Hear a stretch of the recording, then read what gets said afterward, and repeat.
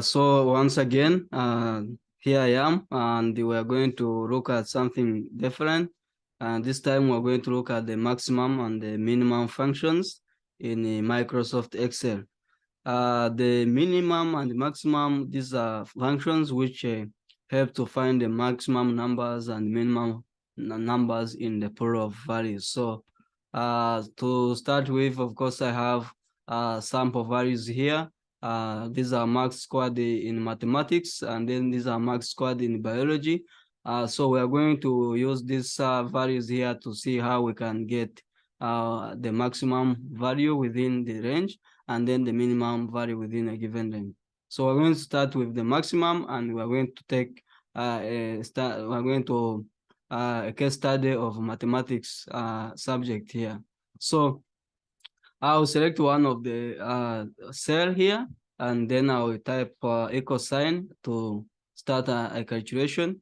And then from there, I will go ahead and type the maximum function. That's the maximum. Then I put value 1, and that's going to be B16. B16. B16 highlights the number or the value within the cell B16. And then I'll put the semicolon for the range. And then I'll go ahead and type the last value in this column, which is B24. B24. B24. And then after I close the bracket, once I'm done with that, I just press enter, and then I will see the number 78. So if you are to look in these values, you see that 78 is the maximum number in all this. What about the minimum? So we say, of course, we are saying this is what? This is the maximum, and then we go ahead and look for the minimum. So minimum values, we're going to use this cell, and then we shall just type equal sign and then put minimum function, min. This one returns the smallest number in a set of values, and the ignores logical values and text values.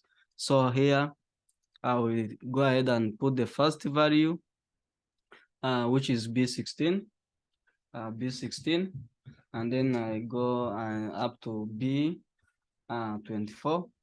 I close the bracket, I press enter, and then I'll see that now B23 is the minimum value, while 78 is the maximum. So when you see here in these figures, in these numbers here, you see that 23 is the smallest and the 78 is the biggest.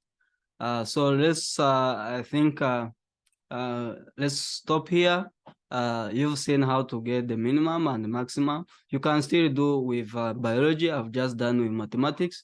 In your free time, when you are ready, go and calculate the maximum and the minimum values in this column of biology, and then you'll see how you can get it. Otherwise, thank you for watching, and let's meet in the next video, and remember to subscribe to our channel. Thank you very much.